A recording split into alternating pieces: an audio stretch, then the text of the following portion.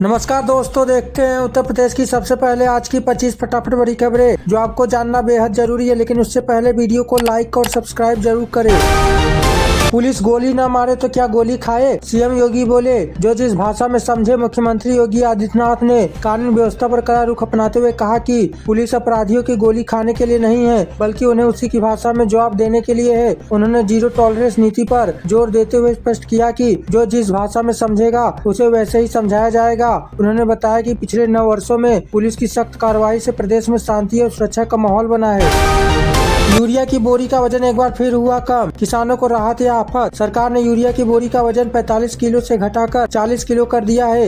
अब 40 किलो की बोरी का दाम 254 तय किया गया है। नई बोरी में 37% नाइट्रोजन और 17% सल्फर होगा, जो फसलों के लिए फायदेमंद है। सरकार का उद्देश्य खेतों में यूरिया के अनियंत्रित प्रयोग और औद्योगिक दुरुपयोग को रोकना है। इससे पहले बोरी का वजन 50 किलो था। नेवी चीफ बोले, पूरी दुनिया जैन जी की बात कर रही, भारत में जैन 2047 तैयार हो रहा। नेवी चीफ एडमिरल दिनेश के त्रिपाठी ने कानपुर में कहा कि विकसित भारत 2047 के निर्माण में युवाओं की अहम भूमिका होगी। सर पदपथ सिंघानिया एजुकेशन सेंटर के कार्यक्रम में उन्होंने छात्रों को अनुशासन और चरित्र निर्माण के टिप्स दिए। उन्होंने कहा कि देश के 65% युवाओं के हाथों में भविष्य है और वे विकसित भारत के निर्माण में एक्टर, डायरेक्टर और ऑडियंस तीनों की भूमिका निभाएंगे। 1 मिनट में 600 गोलियां दागे स्वदेशी AK-203 राइफल। कानपुर में बनी किलर मशीन। कानपुर की स्मॉल आर्म्स फैक्ट्री में निर्मित कल पुर्जों से बनी AK-203 राइफल अब पूरी तरह स्वदेशी हो गई है। यह राइफल 1 मिनट में 600 गोलियां दागने में सक्षम है और इसकी मारक क्षमता 400 मीटर है। सेना को सौंपने से पहले इसका विंटर ट्रायल हिमाचल प्रदेश में होगा। यह राइफल इंसास की जगह लेगी। अगले 7 वर्षों में 5 लाख से अधिक राइफलें सेना को दी जाएंगी। नेपाल से बहू बनकर भारत आई महिलाएं नहीं बन सकेंगी वोटर। निवासी होते हुए भी वोटिंग का अधिकार नहीं। नेपाल से ब्याह कर भारत आई महिलाएं मतदाता नहीं बन सकेंगी। चुनाव आयोग के अनुसार वैध निवासी हैं, लेकिन नागरिक नहीं। मतदाता बनने के लिए उन्हें भारतीय नागरिकता लेनी होगी। इसके लिए विवाह पंजीकरण और 7 साल तक भारत में लगातार निवास का प्रमाण देना अनिवार्य है। हालांकि उनके बच्चे नियमों के तहत वोटर बन सकते हैं। यह नियम सिद्धार्थनगर, महाराजगंज समेत कई जिलों की बहुओं पर लागू है। मुंबई से गोरखपुर बुलाकर प्रेमिका की बेरहमी से की हत्या। पकड़े जाने के डर से कातिल ने मुड़वाया सिर। गोरखपुर में एक व्यक्ति ने अपनी पत्नी और ससुर के साथ मिलकर अपनी मुंबई निवासी प्रेमिका की हत्या कर दी। आरोपी विजय साहनी ने प्रिया को धोखे से बुलाया, उसकी हत्या की और पहचान छिपाने के लिए सिर मुड़वा लिया। पुलिस ने CCTV फुटेज के आधार पर तीनों आरोपियों को गिरफ्तार कर लिया है। विजय ने प्रेमिका के साथ लिव इन में रहने के बाद दूसरी शादी कर ली थी। लखनऊ कानपुर में तूफानी मौसम, दिन में अंधेरा, आंधी, बारिश। कई जिलों के लिए वेदर का येलो अलर्ट। लखनऊ और कानपुर में मौसम ने अचानक करवट ली, जिससे कल दिन में ही अंधेरा छा गया। तेज आंधी और बारिश के कारण जनजीवन प्रभावित हुआ। मौसम विभाग ने अगले 24 घंटों के लिए फतेहपुर, रायबरेली समेत कई जिलों में येलो अलर्ट जारी किया है। पश्चिमी विक्षोभ और नमी वाली हवाओं के कारण यह बदलाव आया है। किसानों को गेहूँ और सरसों के फसल के नुकसान की आशंका है, इसलिए सावधानी बरतने की सलाह दी गई है। एक युवक ने 40 परिवारों को इस कदर किया परेशान, लोगों ने लगाए मकान बिकाऊ के पोस्टर। जाने पूरा मामला। आगरा के कमला नगर में एक युवक के आतंक से परेशान होकर लगभग 40 परिवारों ने अपने घरों पर मकान बिकाऊ के पोस्टर लगा दिए हैं। निवासियों का आरोप है कि यह युवक आए दिन हंगामा और महिलाओं के साथ अभद्रता करता है। पुलिस द्वारा कार्रवाई न किए जाने से नाराज लोगों ने चेतावनी दी है कि यदि सुनवाई नहीं हुई वे अपने मकान बेचकर इलाका छोड़ने को मजबूर होंगे। UGC कानून ब्राह्मण अति जातिवादी। हाई कोर्ट सुप्रीम कोर्ट में भरे स्वामी प्रसाद मौर्य का विवादित बयान। स्वामी प्रसाद मौर्य ने UGC के नए नियमों पर विवादित टिप्पणी करते हुए ब्राह्मणों को अति जातिवादी बताया है। उन्होंने दावा किया कि 1919 में अंग्रेजों ने ब्राह्मणों को न्यायिक सेवा से प्रतिबंधित किया था, लेकिन आज उच्च न्यायालय और सर्वोच्च न्यायालय में 70 से 80% ब्राह्मण भरे हुए हैं। उन्होंने सवाल उठाया कि क्या उनका चरित्र बदल गया है और क्या उनके फैसले निष्पक्ष हैं। निलंबन को हाई कोर्ट में चुनौती देंगे PCS अलंकार अग्निहोत्री। प्रयागराज पहुंचे वकीलों से मुलाकात। PCS अधिकारी अलंकार अग्निहोत्री निलंबन को हाई कोर्ट में चुनौती देंगे। इसके लिए वह प्रयागराज पहुंचे और वकीलों से विधिक राय ली। उन्होंने कहा कि उनका इस्तीफा स्वीकार करने के बजाय उन्हें निलंबित कर दिया गया। उन्होंने केंद्र सरकार को वेस्ट इंडिया कंपनी बताया। अलंकार ने कहा कि याचिका दायर करने के बाद वह दिल्ली से बड़ा आंदोलन शुरू करेंगे। उन्होंने हिंदी भाषा 6 राज्यों में 1200 से 1400 प्रदर्शनों का जिक्र किया। फार्मा कॉन्क्लेव 1.0 सीएम योगी बोले, हम लोगों ने तय किया जीरो टॉलरेंस, अब कोई अपना पराया नहीं होगा। लखनऊ में उत्तर प्रदेश फार्मा कॉन्क्लेव 1.0 का आयोजन हुआ, जिसमें मुख्यमंत्री योगी आदित्यनाथ ने निवेशकों और उद्यमियों को संबोधित किया। इस दौरान 11 कंपनियों के साथ समझौता ज्ञापन पर हस्ताक्षर किए गए। मुख्यमंत्री ने कहा कि प्रदेश में अपराध के प्रति जीरो टॉलरेंस की नीति लागू है। उन्होंने बताया कि राज्य को अब तक 50 लाख करोड़ के निवेश प्रस्ताव मिले हैं और बेरोजगारी दर न्यूनतम स्तर पर है। मरीकरिका पर तोड़फोड़ का मामला संसद तक पहुंचा। सपा सांसदों का पोस्टर के साथ प्रदर्शन। वाराणसी के मरीकरिका घाट पर सुंदरीकरण के दौरान तोड़फोड़ और महारानी अहिल्याबाई होलकर की प्रतिमा तोड़े जाने के विरोध में सपा सांसदों ने संसद परिसर में प्रदर्शन किया। राम गोपाल यादव ने आरोप लगाया कि बनारस की प्राचीन संस्कृति और मंदिरों को नष्ट किया जा रहा है। उन्होंने कहा कि अहिल्याबाई होलकर पाल समाज की नेता थी और उनका अपमान प्रधानमंत्री के संसदीय क्षेत्र में होना दुखद है।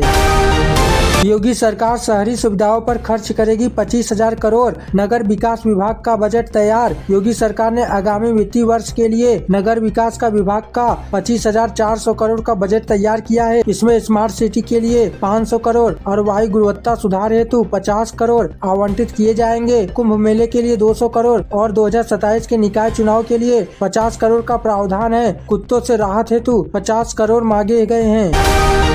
यूपी पंचायत चुनाव की वोटर लिस्ट में गजब मामला पकड़ाया। एसडीएम बोले जघन्य अपराध है। सुल्तानपुर में पंचायत चुनाव की वोटर लिस्ट में भारी अनियमितता सामने आई है। शादी से पहले ही दुल्हनों के नाम ससुराल की मतदाता सूची में दर्ज कर दिए गए हैं। ऐसे 2 मामले उजागर हुए हैं, जहां फरवरी में होने वाली शादी से पहले ही लड़कियों के नाम वोटर लिस्ट में शामिल मिले। एसडीएम ने इसे जघन्य अपराध बताते हुए जाँच और दोषी कर्मचारियों के खिलाफ सख्त कार्रवाई के आदेश दिए हैं।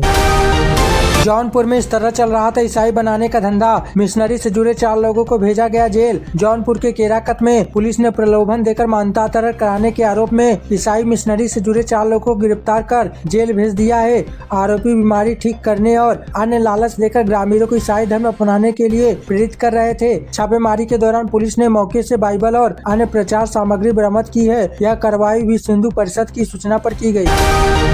50,000 की रिश्वत लेते एसएचओ हाथों गिरफ्तार। मुकदमा से नाम हटाने के लिए मांगी थी रकम। गाजियाबाद के मोदी नगर में तैनात निवाड़ी एसएचओ जयपाल सिंह रावत को 50,000 की रिश्वत लेते हुए रंगे हाथ गिरफ्तार किया गया। यह कार्रवाई मेरठ की विजिलेंस टीम ने की। अबूपुर गांव के पूर्व प्रधान ने शिकायत दर्ज कराई थी कि एसएचओ मुकदमे से नाम हटाने के बदले रिश्वत मांग रहे थे। विजिलेंस टीम ने जाल बिछाकर उन्हें थाने में ही दबोच लिया। स्कूल, विश्वविद्यालय, अस्पताल के लिए खत्म होगी न्यूनतम भूमि की अनिवार्यता। क्या क्या तैयारियां। उत्तर प्रदेश योगी सरकार ईज ऑफ डूइंग बिजनेस 2.0 के तहत निजी स्कूलों, विश्वविद्यालयों और अस्पतालों के लिए न्यूनतम भूमि स्वामित्व की अनिवार्यता को खत्म करने की तैयारी कर रही है। इससे शिक्षा और स्वास्थ्य क्षेत्र में निवेश को बढ़ावा मिलेगा। इसके अलावा किसानों के लिए भूमि उपयोग परिवर्तन की प्रक्रिया को सरल बनाया जाएगा और दोहरे लाइसेंस सिस्टम को भी समाप्त करने का प्रस्ताव है। महाकुंभ की जनवरी से ज्यादा माघ में हुआ जीएसटी कलेक्शन। संगम नगरी ने इस बार आर्थिक मोर्चे पर सबको चौंकाया। प्रयागराज जोन से पिछले साल के महाकुंभ की जनवरी की तुलना में इस साल माघ मेले की जनवरी में रिकॉर्ड जीएसटी कलेक्शन दर्ज किया है। जनवरी 2025 में 262 करोड़ 72 लाख का कलेक्शन हुआ था, जबकि जनवरी 2026 में यह बढ़कर 285 करोड़ 91 लाख हो गया। यह लगभग 9% की वृद्धि दर्शाता है। 5,000 के दान पत्र से बेच दी 5 करोड़ की धर्मशाला। ट्रस्टियों भूमाफिया पर गंभीर आरोप। आगरा के नामर चौराहे पर स्थित 100 साल पुरानी चुन्नीलाल अग्रवाल धर्मशाला को ट्रस्टियों और भूमाफिया ने मिलीभगत कर बेच दिया। 5 करोड़ की इस बेशकीमती संपत्ति को महज 5,000 के दान पत्र के जरिए हस्तांतरित किया गया। यह मामला मुख्यमंत्री तक पहुँचने के बाद जाँच शुरू हो गई है। सब रजिस्ट्रार पर भी नियमों की अनदेखी करने के आरोप लगे हैं।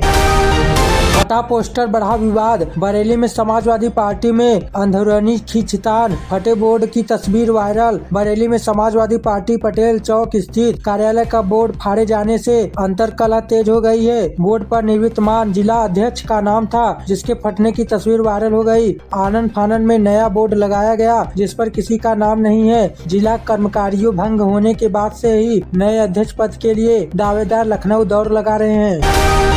जम्मू के अखनूर में ड्यूटी के दौरान सेना के जवान का निधन। गांव में पहुंचा पार्थिव शरीर तो मची चीख पुकार। सुल्तान के 41 वर्षीय जवान भूपेंद्र कुमार सिंह का जम्मू के अखनूर में निधन हो गया। शनिवार रात तबीयत बिगड़ने पर उन्हें अस्पतालों में भर्ती कराया गया था, जहां रविवार सुबह उन्होंने अंतिम सांस ली। सोमवार रात उनका पार्थिव शरीर पैतृक गाँव बरई पहुँचते ही कोहराम मच गया। मंगलवार सुबह 10 बजे उनका अंतिम संस्कार किया जाएगा। उनके पिता और भाई भी सेना से जुड़े रहे हैं। मिट्टी के ठेले ने मिट्टी में मिला दी दरोगा सिपाही की वर्दी। आईजी अमित पाठक की स्ट्राइक। बहराइच में एक शर्मनाक घटना में मोतीपुर थाने में तैनात उप निरीक्षक अमरीश गिरी और हेड कांस्टेबल शैलेंद्र यादव ने एक गरीब मजदूर से अवैध खनन के नाम पर डरा धमकाकर 30,000 वसूल लिए। पीड़ित निजामुद्दीन अपनी बेटी की शादी के लिए गड्ढा भरने हेतु मिट्टी ले जा रहा था। शिकायत मिलने पर आईजी देवी पाटन रेंज ने दोनों पुलिस कर्मियों को तत्काल प्रभाव से निलंबित कर दिया है। पैसे ना देने पर बिना ढंग के नग्न ही दे दिया शव। नोएडा के पोस्टमार्टम हाउस में इंसानियत शर्मसार। नोएडा के सेक्टर 94 स्थित पोस्टमार्टम हाउस में मानवता को शर्मसार करने वाली घटना सामने आई है। यहाँ स्टाफ ने मृतक के परिजनों से कफन के लिए 3,000 रुपए मांगे। पैसे ना देने पर शव को बिना कपड़ों के ही परिजनों को सौंप दिया गया। मजबूर होकर परिजनों को शमशान घाट से चादर खरीदनी पड़ी। इस घटना का वीडियो सोशल मीडिया पर वायरल हो रहा है।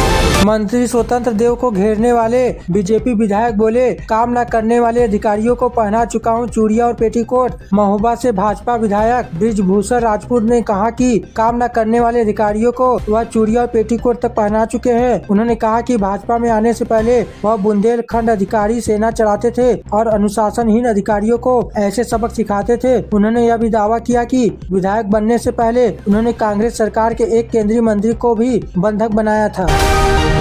सुप्रीम कोर्ट के फैसले के बावजूद यूपी में दंडात्मक तोड़फोड़ जारी है। बुलडोजर एक्शन पर हाईकोर्ट ने जताई नाराजगी। इलाहाबाद हाईकोर्ट ने उत्तर प्रदेश में बुलडोजर कार्रवाई पर नाराजगी व्यक्त की है। कोर्ट ने कहा कि सर्वोच्च न्यायालय ने रोक लगाने के बावजूद दंडात्मक तोड़फोड़ जारी है। यह टिप्पणी न्यायमूर्ति अतुल श्रीधर और न्यायमूर्ति सिद्धार्थ नंदन की खंडपीठ ने हमीरपुर के एक मामले में की। याचिकाकर्ताओं ने आरोप लगाया था कि उनके एक रिश्तेदार पर FIR दर्ज होने के बाद प्रशासन ने उनके घर को गिराने का नोटिस जारी कर दिया। दोस्तों, रोजाना ऐसी न्यूज वीडियो देखने के लिए वीडियो को लाइक और चैनल को सब्सक्राइब जरूर करें।